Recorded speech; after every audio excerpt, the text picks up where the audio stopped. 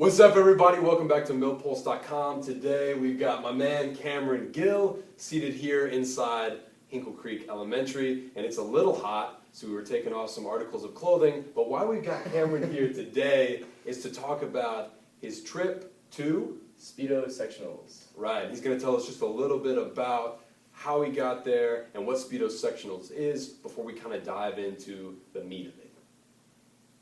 Speedo Sectionals is a meet in Miami of Ohio. It's the equivalent to semi-nationals for non-swimmers. And the step after Speedo Sectionals is Junior Nationals, which is in California, and then after that it's open, trials, and then Olympics. So that's what Speedo Sectionals is. How close did you come to Olympics, to that next step? Oh, I'm not there quite yet. The next person from Noblesville that's probably the closest to Olympics is Mimi Sharp. Keep her out because she got 12th at Nationals. Shout out Mimi. And then, so the next step for me is Junior Nationals. And right now I'm 3 seconds off in the 100 back. So. Wow. That's amazing. All right, so I want to hear a little bit about the build-up. So kind of what got you there, maybe some motivation, your training, kind of the highlights of what brought you to Speedos. To Speedos, I got my first Speedos cut as a junior at sectionals at Carmel. My first Speedos cut was a 50 free, and then right after that cut, my adrenaline was pumping, swam the 100 back, got another Speedo sectionals cut, and then a couple weeks later, swam the 100 free at divisionals, and then got my third Speedos cut, and then went to Speedos, and then had a great time with the team. That's how I got there. Wow, that's amazing. All right, so I'm looking you up and down, looking very attractive. I noticed you've got the 212 degree bracelet. Yeah. Talk a little bit about that. Speak to us about what that means for you personally. 212 degrees is the temperature at which water boils in Fahrenheit, and that means the extra degree to push yourself farther in order to make something happen. To me personally, it means try your best at every single thing you do, regardless of what the task is, whether it's homework, a practice, a meet, you just gotta try your best. And have you tried your best? There's no question I haven't. I've tried my best at everything I do. I don't want to sound conceited at all. I'm really competitive, so if someone's beating me, I want to be at that next level. And if that means pushing myself to be at their level, I will. Wow. How hard do you push yourself? I look to push myself farther every single day in practice, whether it's pushing myself to do a faster interval, or whether it's in the weight room, pushing myself to do a heavier weight. Whatever opportunity there is, I hope to go to the next level, which is Junior Nationals in this case. Wow, rock on. All right, craziest swimming story. Doesn't even have to be from Speedos, but just in your entire swimming career, what is it, why did it happen, and why is it the craziest?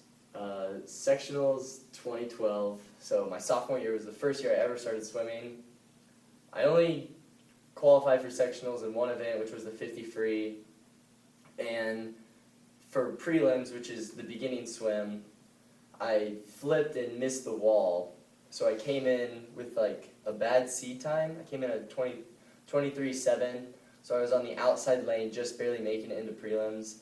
And then at finals, because I made it into the top 16, I swam and then I ended up winning the consolation heat.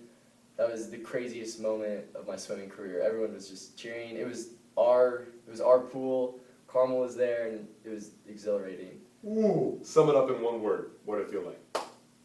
Godlike. I like it. It was amazing. So is it kind of typical for someone to start off sophomore year and end up pushing the limit, almost getting closer and closer to Olympics by the time they're end of their junior year?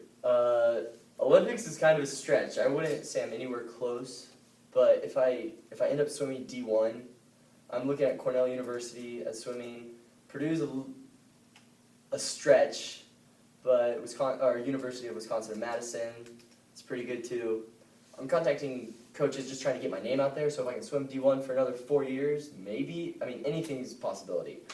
But to answer your original question, if it's typical, it was kind of out of the ordinary. I remember my first race, my coach, he everyone looked kind of awestruck, but I had no idea what I just did. I just swam a race, and I mean, I thought I swam well, but I was still such a rookie. I had no idea what was what when it came to swimming. That's crazy. All right, switching gears a little bit. Gill tattoo. Talk about it. What is it? Why'd you get it? Gill tattoo is not for swimming. Everyone always asks me, "Did you get the gill tattoo because you're a swimmer?" I'm at swim meets and people are like, "Dude, they call you the gill tattoo." No, it's not. It's not for swimming. It's actually a family thing. My sister has the exact same tattoo.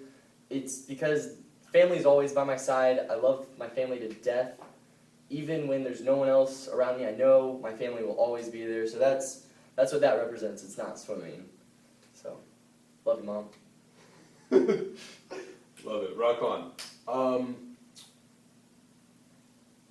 What is your interest in school, subject-wise? I want to be a chemical engineer, and for my undergraduate college, I'm looking at Rose-Hulman and then getting my master's at Purdue. Or that would be, I've looked at Rose-Hulman for swimming, and their swim team, I mean, it's decent. This past year they did pretty well for Division III, but I really want to be at that next level. I want to push myself as far as I can all the time, and that's really Division I. Okay, so chemical engineer. Mm-hmm.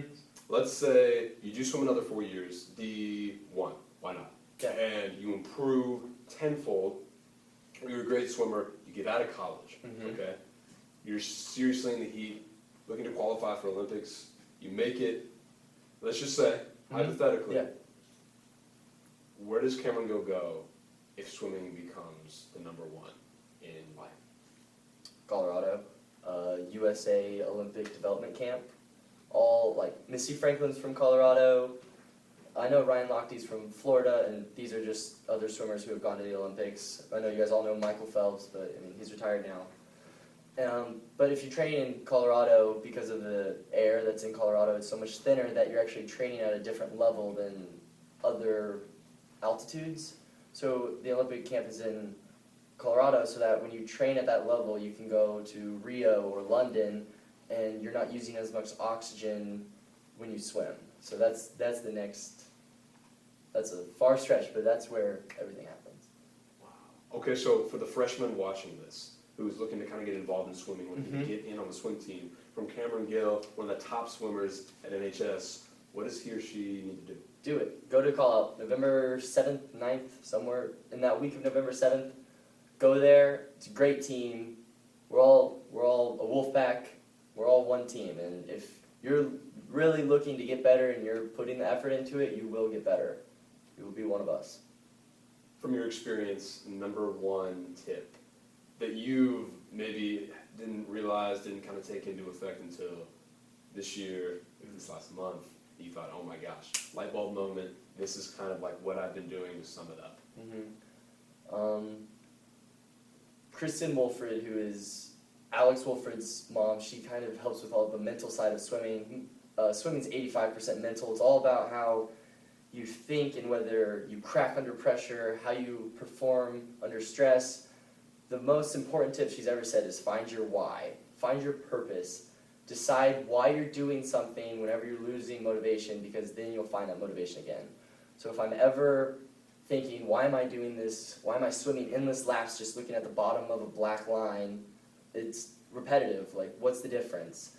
I thought back why I started swimming. What was that first thought? Why did I do this? And I always find motivation out of that. That's it. What is the difference? What do you mean, what's the difference? When you're swimming that black line up and down and you're thinking, why am I doing this? What's the difference? The difference is because I'm pushing myself to break limits that have mentally been set or physically been set, but I know I can beat them. That's why I do it. All right, 50 free, 100 back. 50 free, 100 back. Why are those your events, and why are you so dang good at it? They're the easiest. No, that's why, really. The 50 free requires no endurance, so it was easy for me to catch on to it. And if you're going to start swimming, that's what you start out. You start with 50 free, 100 free, and then eventually you move your way up to like 200 free. Or if you're Nick Strader, Alex Wolfred, you do the 500 free or 200 IM. It's not my race, but I'll stick with the short sprints because I mean that's just how I train sprints. Wow, that's crazy. All right, everyone here, this has been Cameron Gill, Speedos Nationals, Ohio. Thank you so much. Check it out on millpulse.com. For now, we're out. Thank you.